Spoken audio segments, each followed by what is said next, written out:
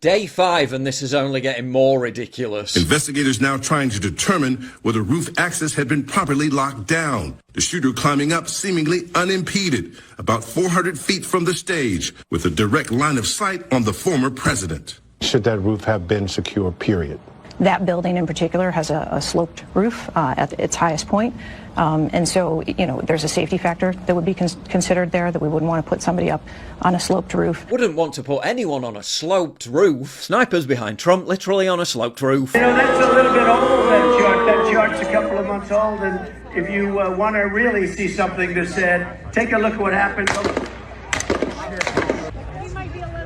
I think they hit him. Yeah, looks pretty slopey to me. Biggest, baddest, highest budget security agency on the planet. A slightly sloped roof. Putting your life on the line to take out terrorists and mad gunmen. A slightly sloped roof. Threat neutralized. Now let's get off this sloped roof before somebody gets hurt. Who is most responsible for this happening? The buck stops with me. I am the director of the Secret Service. Resign then. Not going to resign. Apparently she's been told by higher-ups to shut up. The Secret Service director has been given instructions from the administration and the DHS secretary. You want to keep your job, you'll keep your mouth shut about this. We now learn that the shooter was seen acting suspiciously and photographed by police nearly half an hour before the shooting, and that he wasn't just seen carrying and using a rangefinder 3 hours before the shooting, but that he entered the secure area carrying it after being subjected to a search and let go because he didn't have a gun. Just keep an eye on him, they said. Near the magnetometer area where they're screening people in, he's carrying in his hand a rangefinder. It's a device that looks like a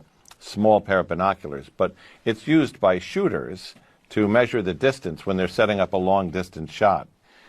Because he didn't have a weapon, that would not have prevented him to go through security, but they did flag, what does he have this in his hand for?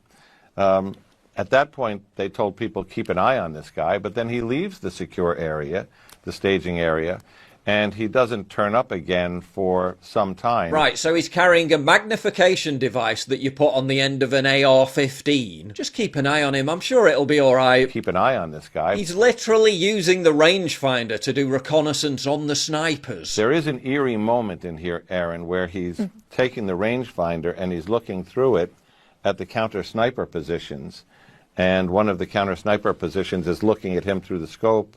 At this point, there's not a gun in the picture, as I understand it, but they're saying he's looking at us, looking at him. Yeah, just keep an eye on him. Probably nothing. According to former Secret Service agent Dan Bongino, someone was supposed to be on the roof securing it. Yes, even though it was slightly slow.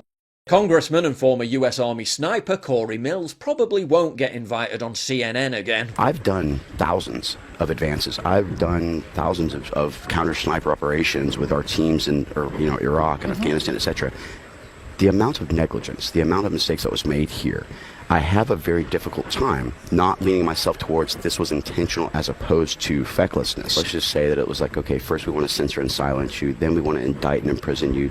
Now we're attempting to kill you and take you off the stage. Let's slow down. Yeah, that's one and done. As Thomas Crux's intentions, we now learn he had a remote detonator on his person, which was connected to an IED in his car and another in his home. Was he planning to set it off as a distraction? Or did he intend to survive after assassinating Trump and go on another rampage against his supporters? And why would he want to blow up his own house where his parents lived? He had a bulletproof tactical vest in his car, but strangely chose not to wear it. All this preparation, and yet strangely, still no motive. No social media footprint, nothing on his phone, no firm political beliefs, no manifesto. They interviewed 100 people who knew him. Nothing. If he was just some bullied loner incel who wanted to make himself famous and go out with a bang, you'd at least expect some self-pitying screed blaming his classmates, his parents, society, or whatever. This incredible video by Point Consciousness went viral, showing how Trump survived by literal millimeters. Take a look what happened.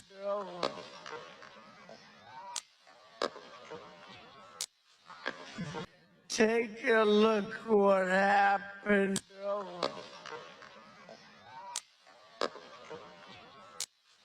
If he hadn't slightly turned his head to look at that illegal immigration chart, he'd be dead right now. Former SWAT sniper Major Nate Norton said the shot would have been a piece of cake for anyone half competent. Some say it was divine intervention. Maybe a combination of that and the fact that Thomas Crooks was such a loser he couldn't shoot fish in a barrel. Meanwhile, shitlibs are still outraged about the size of Donald Trump's bandage. Trump going around with his outsized Pudsey Bear style dressing. Oh, he has taken the hypersonic bullet to the ear. I think he's allowed to put a bandage on. Trump's ear bandage was so unnecessary. We're living in a new age of banana republic insanity. We have a Secret Service that takes down the shooter only after he shoots at Trump, an FBI that fabricates cases, an ATF that wants to take away your guns, a justice system that wants to lock up its political opposition, and an FDA that favours big pharmaceutical companies over your health. Quite clearly, government agencies are being weaponized against the American people.